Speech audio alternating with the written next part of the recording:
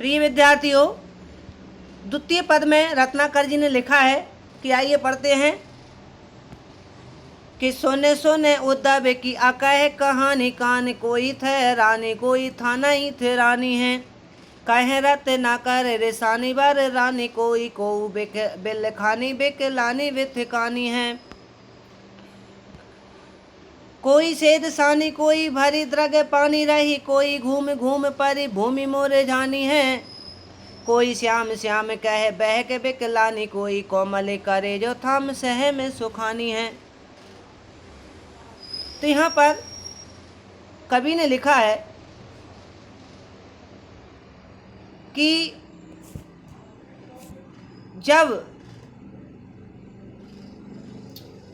उद्धव ने उनको यह सुनाया कि आपके लिए भगवान कृष्ण ने यह लिखा है क्या कि सुन सुन उद्धव की अकह कहानी कान।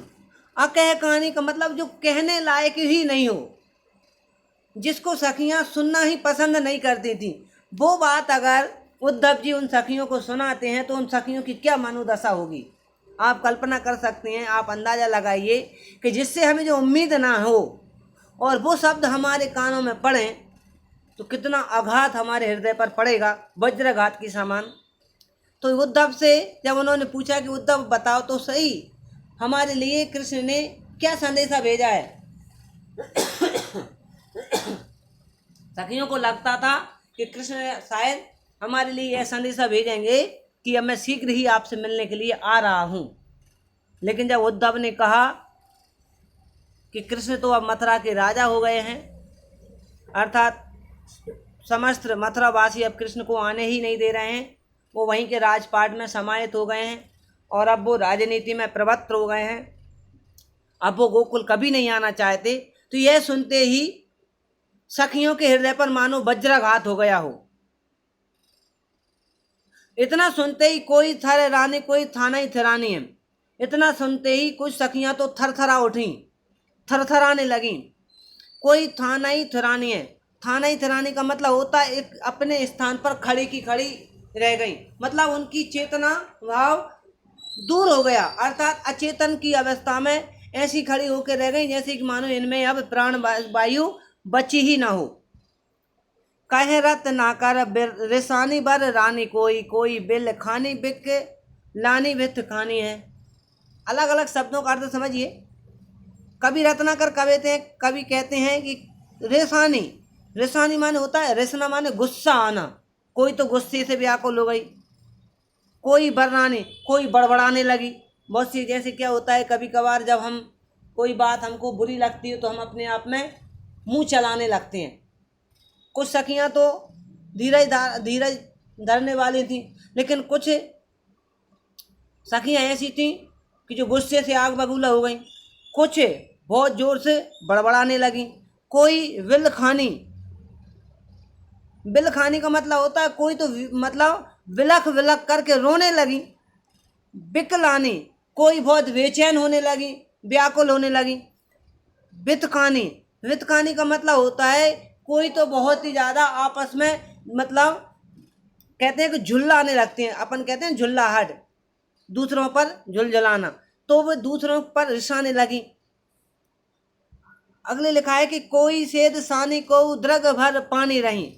सेध सानी का मतलब होता है पसीने में सन गई। मतलब कहने का तात्पर्य है कि जब उद्धव ने कहा कि कृष्ण तो अब गोकुल के राजा बन मतलब राजपाट में लीन हो गए हैं, अब वो नहीं आएंगे, तो ऐसा सुनते ही कुछ सखियों के हृदय पर तो मानो पसीना पसीना हो गई, अर्थात पसीने में सन गई, तरबतर होने लगी। कोई भरी द्रग पानी रही। द्रग माने होते हैं नेत्र, पानी माने अश्रु, अर्थात कोई तो अपने आंखों में अश्रु लेकर के रोने लगी।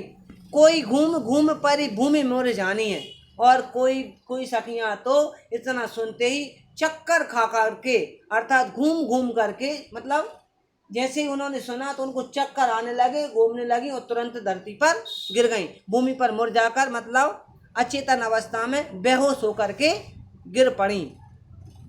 आगे लिखा है कोई श्याम श्याम कहे बके रानी कोई कोमल करे जो थाम सह में सुखानी है। अर्थात कुछ सखियां तो श्याम श्याम कह करके बलबलाने लगी, मतलब कहते हैं ना कि श्याम श्याम मतलब कृष्ण ही कृष्ण का नाम पुकारने लगी और अचेत सी अवस्था में हो गई।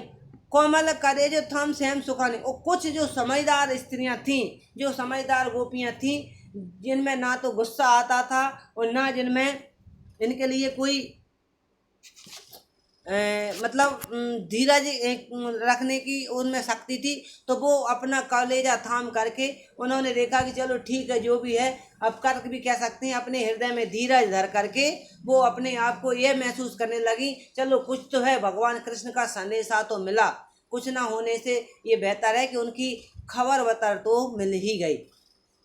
तो यहाँ पर सखियों की मनोदशा का वर्णन किया गया है। ब्रज भाषा का प्रयोग है। काव्य शैली छंद रचना में है, गेय पद शैली में इसको लिखा गया है और वियोग श्रृंगार का अद्भुत प्रसंग इसमें किया गया।